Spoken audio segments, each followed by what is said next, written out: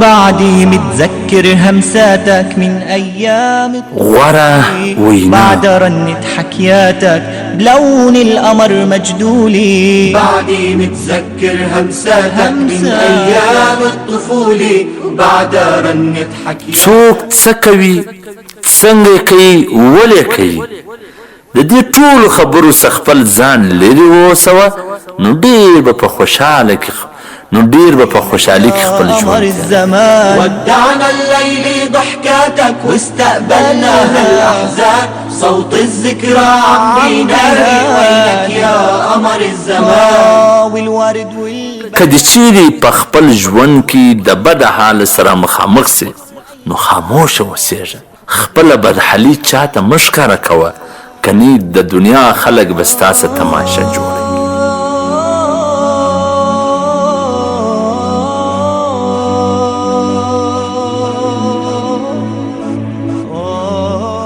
په هر حال کې د الله جل جلاله شکر ادا کوه ځکه دا د الله کم احسان دی پر موږ باندې چې موږ د یو مسلمان په کور کې مسلمانان پیدا کړیو او د پیغمبر صلی الله علیه وسلم په امت کې پیدا کړیو.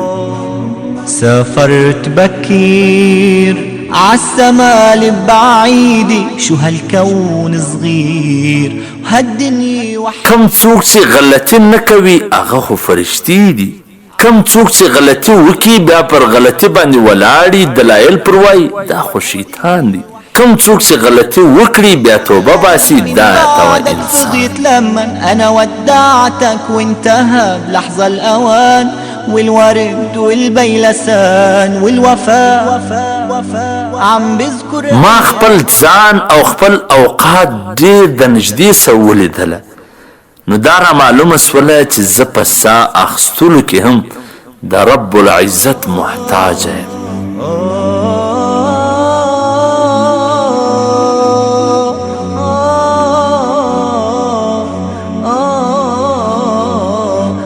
د روزي او د مرګ څه ویره مه کوه ځکه دا د الله جل جلاله په اختیار کې ده نه یو څوک د چا څه روزي اخیستلی سي نه څوک چاته مرګ ورکولی سي سوا د الله وارجب جل ايديك جلاله. وحليت الفضاء والقلب الرضيان عليك رضي بالاعضاء زرعت ورد بايديك وحليت. خیرات مه بندوه یعنی خلقو ته خیرات صدقه ورکوه کنی ستا رزق به بند کول سي.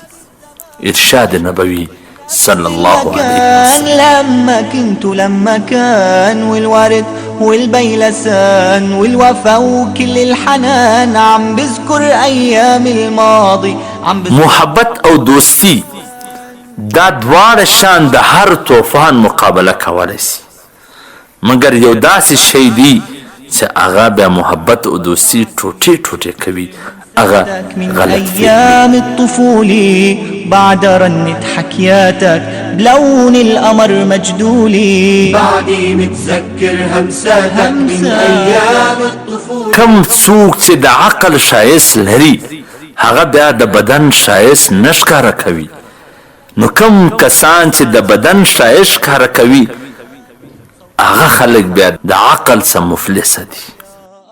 والسلام.